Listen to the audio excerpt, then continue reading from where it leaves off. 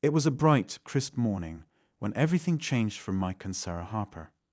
After 9 long months of waiting, the moment had finally arrived. Their baby girl, Emma, was born just hours earlier. Sarah lay in the hospital bed, exhausted but glowing with happiness as she cradled her tiny bundle of joy. Mike, overwhelmed with pride, stood nearby, his eyes never leaving his wife and newborn daughter. He couldn't believe how perfect she was, her tiny fingers, her soft cries, and the way she looked up at them with wide, curious eyes. It was supposed to be the happiest day of their lives. Mike had been running on adrenaline. The early morning hours had been a whirlwind of emotions, from rushing Sarah to the hospital in the middle of the night to holding her hand through the painful but beautiful process of childbirth. He'd barely slept, but none of that mattered. They were parents now. Everything felt right in the world. While Sarah rested, Mike decided to step out for a moment to grab a cup of coffee and maybe call his parents to share the news. The hospital cafeteria was buzzing with the usual morning activity. Nurses chatting over their breaks, visitors grabbing quick meals, and the smell of coffee brewing in the air. As Mike waited in line, he glanced at a stack of newspapers sitting on the counter. He wasn't much of a news guy, but something about today's front page caught his attention. The headline was bold, almost screaming at him. Missing persons case takes dark turn. Authorities seek public's help. Beneath the words was a grainy photo of a young woman holding a baby. Mike frowned. Something about the picture felt familiar. He shook his head, convincing himself it was just the lack of sleep playing tricks on him. He grabbed his coffee, tucked the paper under his arm, and headed back to Sarah's room. Back in the room, Sarah was sitting up, gently rocking Emma in her arms. Mike placed the coffee on the bedside table and sat down beside them. He leaned over to kiss his wife on the forehead, and then smiled down at his daughter. "You're so perfect," he whispered. But as his gaze shifted to the newspaper lying on the chair next to him, his chest tightened. He couldn't shake the nagging feeling that something was off. Picking it up, he scanned the article more closely. His heart began to pound. The details in the story didn't make sense at first, but then he saw it. A name. A name that stopped him cold. His hands started to tremble as the pieces clicked together in his mind. "Mike, are you okay?" Sarah's voice pulled him out of his daze. She looked at him with concern, her smile fading. He opened his mouth to respond, but couldn't find the words. His pulse raced, and a sinking feeling took hold of his stomach. He glanced from the newspaper to his daughter, his mind spinning in a million directions. "Sarah," he finally said, his voice shaky, "I think I need to make a call." Without waiting for her response, Mike grabbed his phone. His fingers hovered over the screen for a moment before he dialed. The weight of what he'd just read pressed down on him, and he couldn't ignore it. When the line connected, he heard the calm, professional voice on the other end. 911. What's your emergency? Mike hesitated, the words catching in his throat. Could this really be happening? How could a day that started with so much joy take such a terrifying turn? Taking a deep breath, he forced himself to speak, knowing this call might change everything. Mike's hand was gripping the phone so tightly that his knuckles turned white. The operator's voice on the other end was calm and patient, waiting for him to speak, but his mind raced with questions. Could it be a coincidence? Was he just overthinking? He glanced again at the photo of the newspaper. The woman in the grainy image looked vaguely familiar, but it was the baby that caught his attention. It was a newborn, just like Emma, wrapped in a similar hospital blanket. But it wasn't the baby's face that froze him. It was the unmistakable pattern on the blanket. Mike tried to collect his thoughts, his voice shaking as he finally spoke. "I think I might have information about the missing persons case," he stammered. The words felt strange coming out of his mouth, as if saying them out loud made the situation all too real. The operator's tone sharpened with interest. "Can you tell me what you know, sir? Are you in a safe location?" Mike swallowed hard. Safe. He hadn't thought about that until now. He was in a hospital, surrounded by nurses, doctors, and other patients. Of course he was safe, or at least he thought he was. but something about the picture in the newspaper made his skin crawl.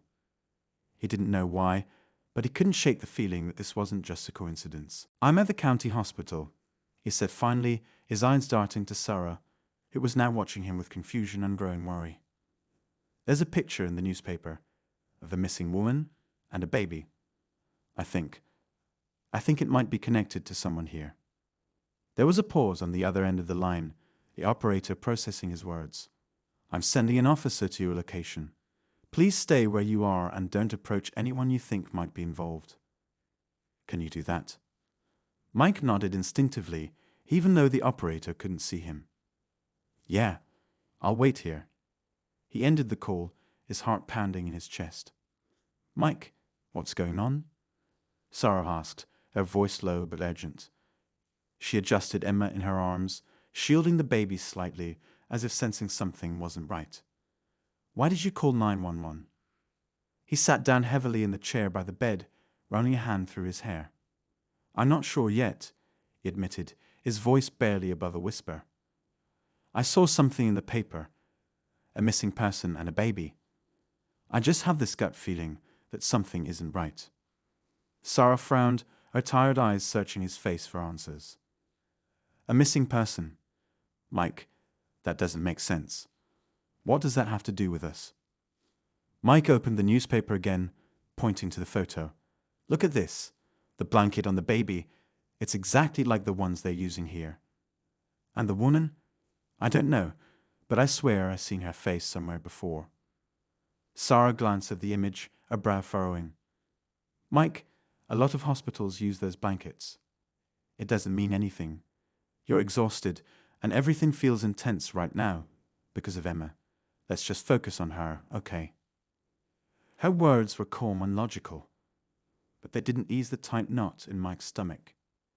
He wanted to believe she was right, that he was just tired and seeing connections where there weren't any. But deep down, he couldn't shake the unease creeping over him. Before he could respond, there was a knock at the door. Mike's head snapped up, his heart leaping into his throat. He stood up instinctively, positioning himself between the door and Sarah. A nurse poked her head in, her cheerful expression stark contrast to the tension in the room. "How's everyone doing here?" she asked brightly. "Need anything? More water, maybe some juice." Mike forced a smile, his mind racing. "We're fine, thanks," he said quickly, his voice tight. "Just taking it all in." The nurse nodded, oblivious to the tension in his tone.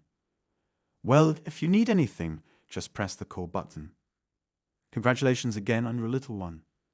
She disappeared as quickly as she come, leaving the door slightly ajar. Mike exhaled, his shoulders sagging. He felt like he was being pulled in two directions. One part of him wanted to believe Sarah, to dismiss this whole thing as a bizarre coincidence. But the other part couldn't ignore the gnawing feeling that something was very wrong. Minutes felt like hours as they waited in silence. The only sound in the room the soft coos of baby Emma. Mike's eyes kept darting to the door, every noise in the hallway making him jump. Sarah watched him with growing concern, but she didn't say anything. She could tell he was on edge, and pushing him right now wouldn't help. Finally, there was another knock at the door, this one firmer, more deliberate. Mike's stomach twisted as he stood up again, his hands clenched at his sides. When he opened the door, two uniformed police officers stood there, their expressions serious. "Mr. Harper." One of them asked, his voice calm but authoritative. "Yeah, that's me," Mike said, his throat dry. "Come in." The officers stepped into the room, their presence immediately filling the small space with tension. Sarah sat up straighter, clutching Emma a little closer. The lead officer, a middle-aged man with kind but sharp eyes, glanced at the newspaper in Mike's hand. "You called about the missing persons case," he said. It wasn't a question. Mike nodded, holding out the paper. "I don't know if it means anything, but I saw this, and I just have a bad feeling. The blanket on the baby, it's the same as the ones here. And the woman? I think I've seen her face before, maybe in the hospital." The officer took the newspaper, studying it carefully. His partner, A younger woman with a no-nonsense demeanor pulled out a notepad. "Do you have any specific reason to believe this is connected to someone in the hospital?" she asked, her tone neutral but probing. Mike hesitated. "No, it's just, I can't explain it. It's more of a gut feeling, I guess. But I thought it was better to say something, just in case." The officers exchanged a glance, a silent conversation passing between them.